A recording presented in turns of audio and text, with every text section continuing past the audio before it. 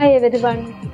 നിങ്ങൾ എപ്പോഴെങ്കിലും ഒറ്റയ്ക്ക് സഞ്ചരിക്കേണ്ടി വന്നാൽ, അതും രാത്രി കാലങ്ങളിൽ ഒറ്റയ്ക്ക് സഞ്ചരിക്കേണ്ടി വന്നാൽ, അതുപോലെ ഒറ്റയ്ക്ക് ഹോട്ടൽ ഒരു റൂം എടുത്ത് തനിച്ച് താമസിക്കേണ്ടി വന്നാൽ, ആ റൂമിൽ നമ്മളില്ലാതെ മറ്റൊരാളുടെ സാന്നിധ്യം കൂടി ഉണ്ടായാൽ, അത് രാത്രിയിൽ അനുഭവിച്ചാൽ നിങ്ങളുടെ അപ്പത്തെ ഒരു മാനസികാവസ്ഥ ചിന്തിച്ചിട്ടുണ്ടോ? അത്തരത്തിലുള്ള ഒരു വീഡിയോ ആണ് ഇന്ന് നമ്മൾ കാണാൻ പോകുന്നത്. Welcome back to my channel. ഞാൻ സിജു.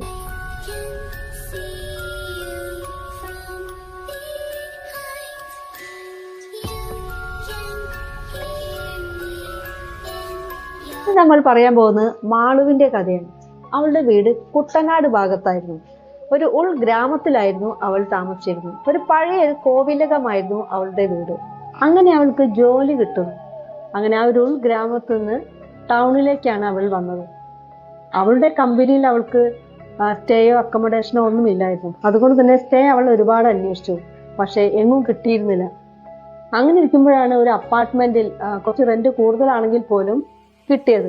അങ്ങനെ അവൾ അത് ഓക്കെ പറഞ്ഞ് അഡ്വാൻസും കൊടുത്ത് വീട്ടിലേക്ക് പോയിരുന്നു.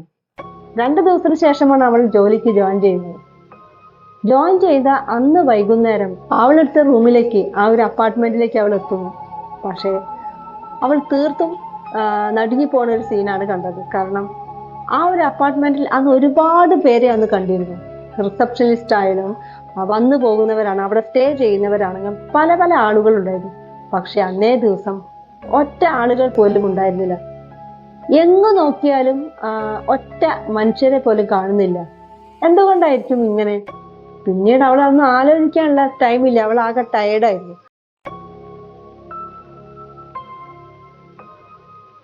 അതായിരുന്നു അവളുടെ റൂം. പക്ഷേ അവിടെ എത്തിയപ്പോൾ ഡോർ തുറന്നപ്പോൾ ആരും തന്നെ ഉണ്ടായിരുന്നില്ല. അവൾ പേടിയോടെ നോക്കി.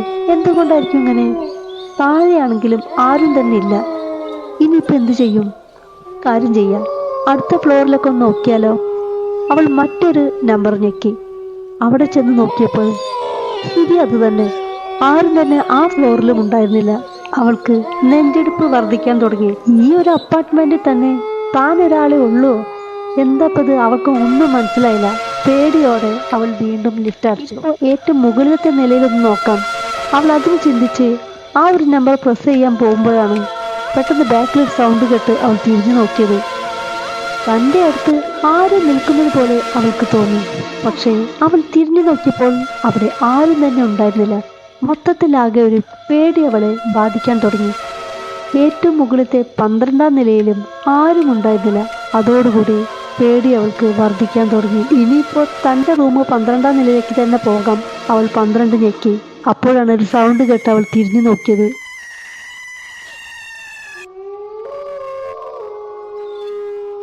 ബാക്കിലേക്ക് അവൾ തിരിഞ്ഞു നോക്കി. അവൾ നടുങ്ങിപ്പോയി. കാരണം ഒരു പൈശാചിക രൂപമായിരുന്നു ബാക്കിൽ ഉണ്ടായിരുന്നത്. അവൾ വീണ്ടും നോക്കിയപ്പോൾ ആ രൂപത്തിന് മാറ്റം വരാൻ തുടങ്ങിയിരിക്കുന്നു. ഇനി ഒന്നും ചിന്തിച്ചില്ല. തൻ്റെ റൂം ലക്ഷ്യമാക്കി അവൾ ഓടി. ആ പൈശാചിക രൂപം തൻ്റെ ബാക്കിൽ തന്നെ ഉണ്ടായിരുന്നെന്ന് അവൾക്ക് നന്നായി അറിയാമായിരുന്നു.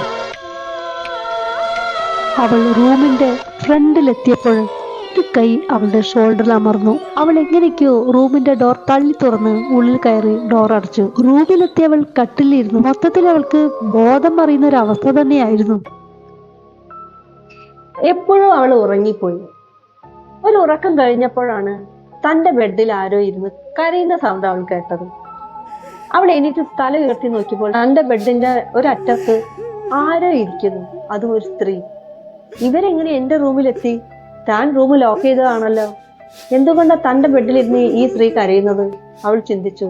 അവൾ വീണ്ടും തല തിരിച്ചു നോക്കി. അവൾക്ക് മൊത്തത്തിൽ ഒരു പേടി തോന്നി. അപ്പോഴാണ് ആ രൂപം തല തിരിച്ചു നോക്കിയത്. ഒരു പൈശാചിക മുഖമായിരുന്നു. ആ കണ്ണിന്റെ സ്ഥാനത്ത് 2 കുഴി മാത്രമായിരുന്നു ഉണ്ടായിരുന്നത്. അവൾ ആകെ പേടിച്ച് ചാടി എണീറ്റു. പക്ഷെ അവൾക്ക് എണീക്കാൻ പറ്റാത്ത രീതിയിൽ 2 കൈകൾ അവളുടെ കഴുത്തിൽ അമർന്നിരുന്നു. ഒരു നിമിഷം അവളുടെ അച്ഛന്റെയും അമ്മയുടെയും അനിയന്റെയും മുഖമാണ് തെളിഞ്ഞു വന്നത്. തനിക്കിനൊരു മടങ്ങിപ്പോക്കില്ല. അവൾ വേദനയോടെ ഓർത്തു, തനിക്ക് വരണ്ടായിരുന്നു. പക്ഷെ എന്തോ ദൈവഭാഗ്യം കൊണ്ട് പെട്ടെന്ന് ആ പിടിവിട്ടു. നടന്നതൊന്നും വിശ്വസിക്കാനാവാതെ അവൾ ഇരുന്നു പോയി. ഇനി ഇവിടെ താൻ നിന്നാൽ തന്റെ ജീവൻ നഷ്ടപ്പെടുന്നു മനസ്സിലാക്കിയ അവൾ പെട്ടെന്ന് തന്നെ ആ ബാഗും എടുത്ത് അവൾ ഇറങ്ങി. ലിഫ്റ്റ് ഉപയോഗിക്കാൻ അവൾക്ക് പേടിയായത് കാരണം അവൾ സ്റ്റെയർ കേസ് ഇറങ്ങിയാണ് പോയിക്കൊണ്ടിരുന്നത്. കുറച്ച് സ്റ്റെപ്പുകൾ ഇറങ്ങിയപ്പോഴാണ് ഒരു ഫാമിലി ഫോട്ടോ കണ്ടത്. അത് മാലയിട്ട് വെച്ചിരിക്കുന്നു. ഫോട്ടോയിൽ കണ്ട ആ സ്ത്രീക്ക് നേരത്തെ താൻ കണ്ട രൂപത്തിന്റെ ലേശം ചായ ഉണ്ടോ എന്ന് അവൾക്കൊരു സംശയം തോന്നി.